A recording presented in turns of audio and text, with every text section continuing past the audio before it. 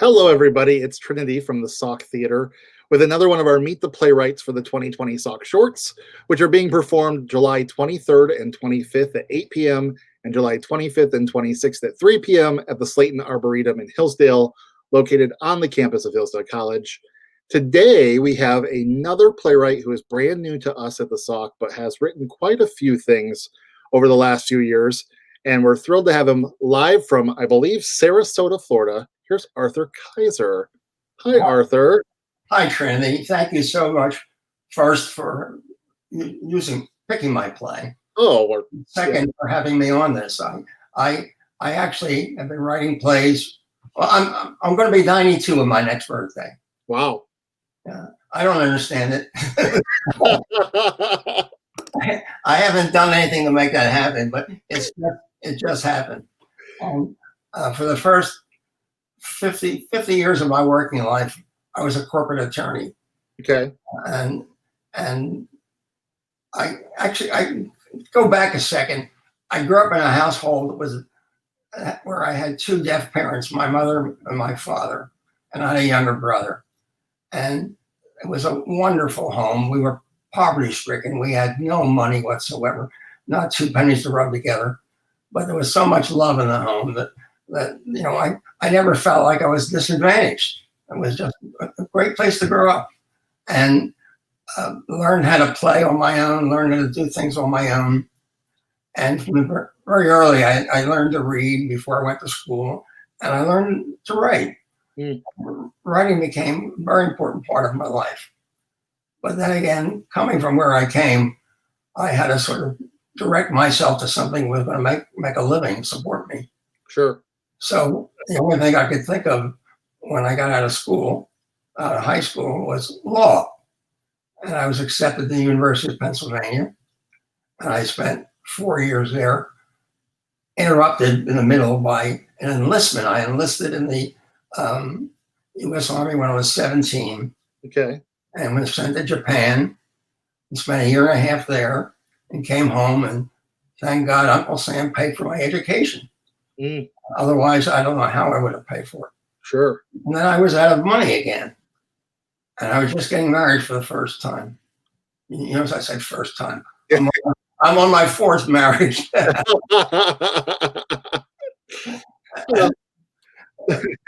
but something, they have not been terrible marriages. Unfortunately, the third one passed away while we were married.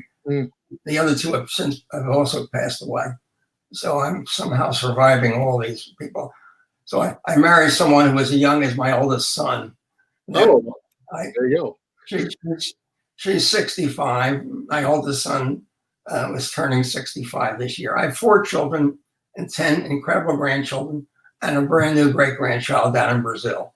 Oh, that's awesome. Yeah, and I see my great-grandchild on the FaceTime. So I know what she looks like, and I know, and she's 10 and a half months old. Anyway, get past that. I knew I didn't have money to go to law school. And I was lucky enough to take an examination, which was directed towards picking what the government said was the top 1% of the college graduates in the country at the time. And it was a 3-day examination all day, and then interviews, and I got a job in the Pentagon. I was there during the Korean War and during the awful McCarthy days and things like that. And I worked in the Pentagon for 4 years, and I went to George Washington University Law School at night, 5 nights a week. Wow. And I graduated first in my night school class, and I was also selected for the Law Review and the National Honor Society, which then got me an offer for a job in the United States Court of Appeals for the Third Circuit back in Philadelphia, where I came from. And I spent a year with a judge down there, and then joined the law firm, which constituted 3 lawyers, and they needed a gopher. And I went to work for them, and over the years succeeded, and the firm grew to close to 30 lawyers. Wow. And spent the last 5 years of my practice outside of that firm in a different firm. Okay. But during those 45 years with that firm and the 5 years afterwards, I traveled extensively through Europe and to the Far East, doing corporate transactions, mergers, acquisitions, and that sort of thing. It sounds dull, but it wasn't really dull. Yeah. I can tell you, I could tell stories forever about those days, and Sure. they've become part of me in terms of being able to write, because I have an unlimited number of stories. Sure. At the age of 75, I retired because I wanted to get away from cold weather, not because the firm wanted me to leave. And I, with my new wife at that time, moved down to Sarasota, Florida. And we've been together for 20 years now. Wow. Got down here and struggled. I didn't know what I wanted to do with my life. First, I tried chasing a little white ball in the grass, and that was not for me. And plus the fact I was a terrible golfer, awful. And then when I just turned 80, we went to the theater all the time. We averaged going to the theater somewhere around between 75 and 100 times a year. Wow. In Sarasota, there are a lot of theaters. We would travel up to Tampa and everywhere. My wife had worked in the theater industry. And then at the age of 80, we went to see a play at a community theater here, the Players Theater. And during the intermission, the artistic director, Jeffrey Kinn, was just an incredible person and has done a lot for me, announced that they were going to audition people to be actors in a new senior theater. And I said to my wife, I'm going to do that. And she said, you're not an actor. And I said, I'm going to try anyway. Yeah. So I went for an audition, and the first thing I was told is, you don't have to audition. We can't get men. We can only get women. So you're part of the cast. Well, it just took a couple of trials and so forth before I realized my wife was right. I was not an actor. I was never meant to be an actor. But I didn't like some of the work they were doing. So I wrote a preliminary piece for a sketch they were doing and showed it to the director of the particular performance. And he said, why don't you write a play? And that's when I started writing a play. And that brought me into a whole new world. And I found, because I'd always been a writer, it was easy to write. Sure. And my plays tend to be funny. I don't write much in the way of serious work. But on the other hand, they have a serious undertow. There's some dramatic theme underneath the surface. Sure. A good comedy is a good comedy must have that. Agreed. Yeah. Just to write something and tell jokes and so forth.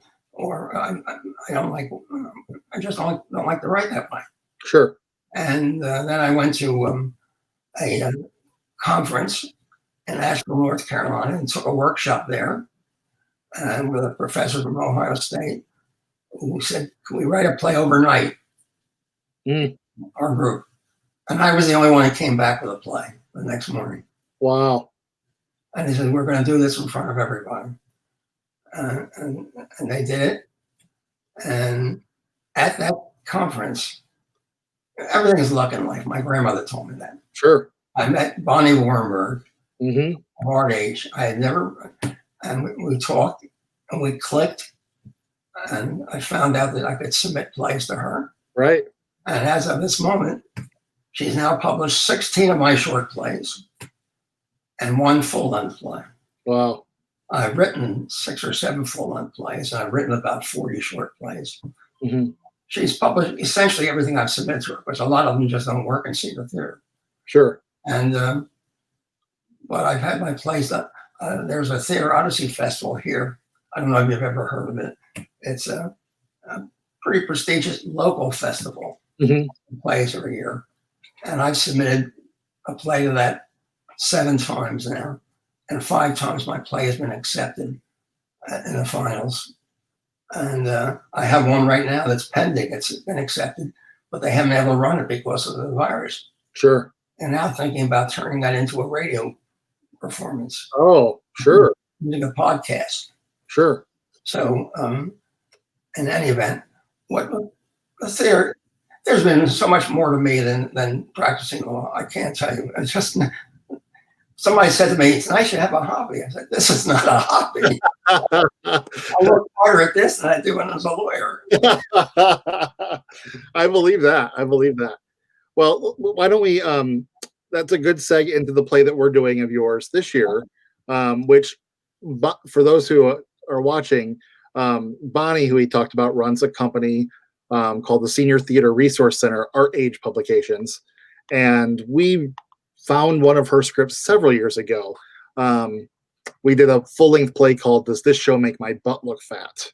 That was one of the shows that she offers, and oddly enough, Arthur, at the conference last summer, she knew that we did short plays, and she, at her table, started filling my hands with scripts. You need to read this one, and you need to read that one, and the prize, which is the play that we're doing, was in that pile of scripts that she made me take and read. And we brought it back here, and not only did we laugh through the whole thing, but the ending is great, which we're not obviously going to give away. But then, we talked about sort of the underlying meaning of it. Do you want to talk a little bit about? We don't want to give too much of the play away. Sure.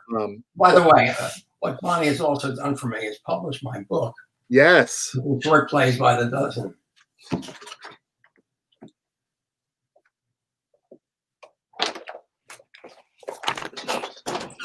Oh, how about that?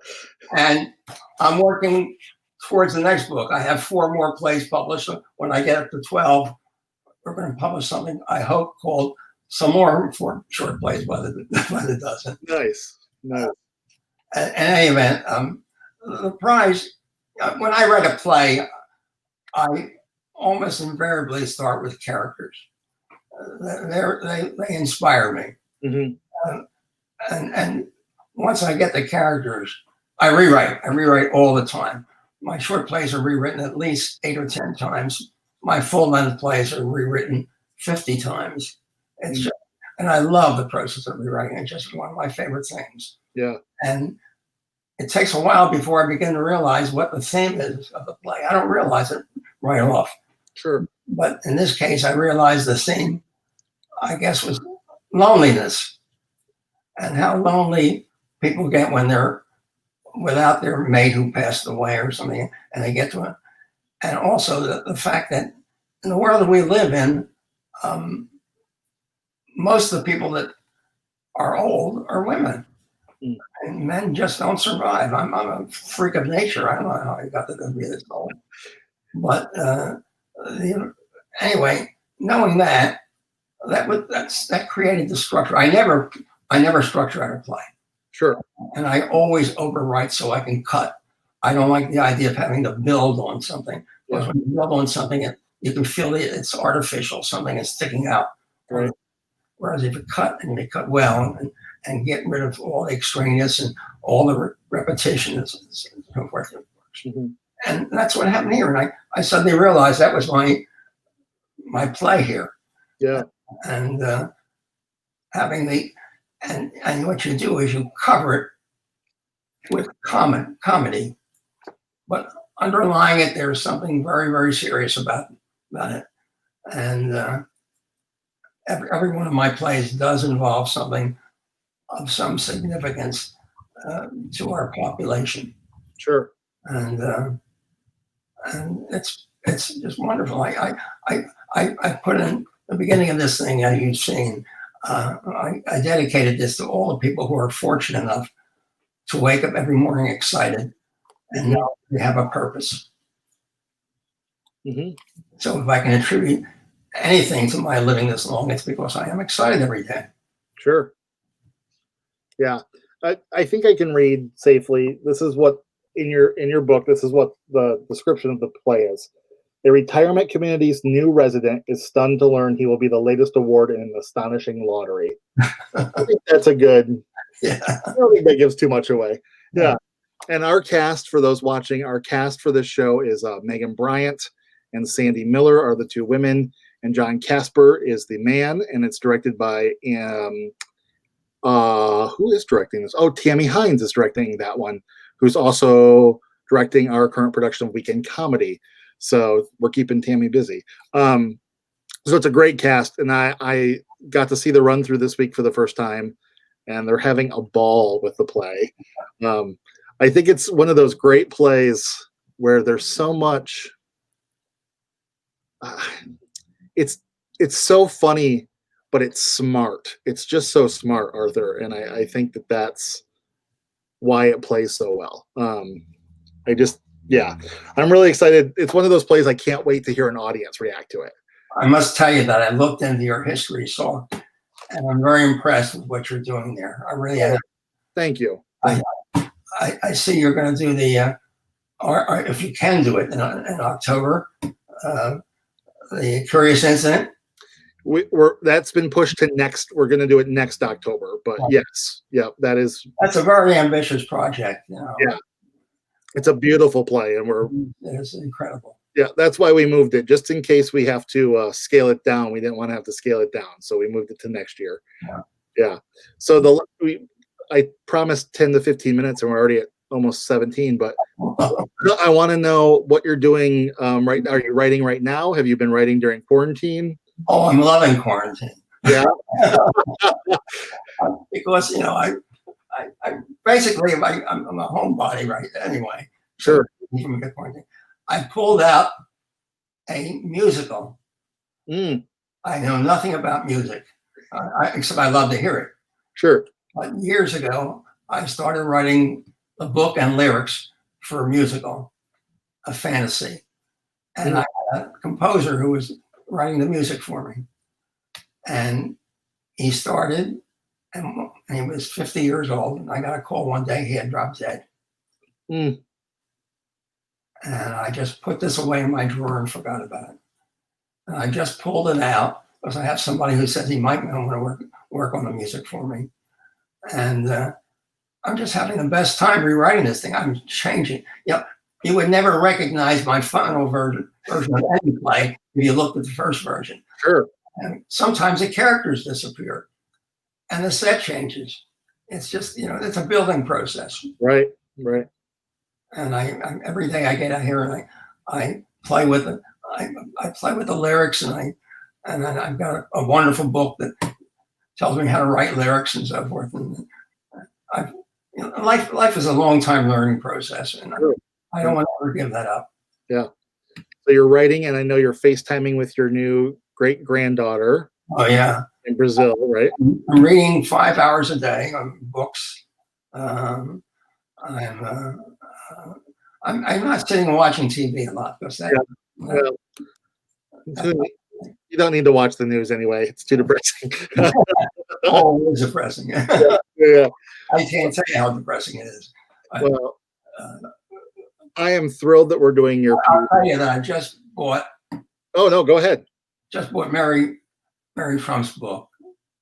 And I don't want to talk politics, but no. I'm sure it will be an interesting read. That's sure. Well, Arthur, we are thrilled to do your play. I hope that it's the first of many that we do. We're just thrilled to be able to produce work, and I think your play is going to be a light in a dark time in our world. So thank you for taking this time today to talk to us. And maybe someday we'll get you to come up to Michigan and see us produce one of your pieces. I would love to, except I can't travel anymore. Oh. I have 4 back surgeries and hip replacement. Everything about me is working. My cardiovascular system is fine. All of my organs are fine, but my bones are 150 years old. Sorry that the phone is ringing during that, but all right. Well, we are gonna say thank you again to Arthur. We're gonna encourage all of you watching to get tickets. We also just posted today on our website all of the safety protocol for the audience and the actors, right, so that you can see how we're doing all of this safely with social distancing in the audience and all of those things. So if you have questions, you can always call us at the box office and get your tickets at thesauk.org. Arthur, thank you. Stay safe down there in Sarasota. Thank you so much, Trinity. It was really fun being on this with you. Well, thank you. And thank you all for watching, and we'll see you at the show. Bye-bye. Bye.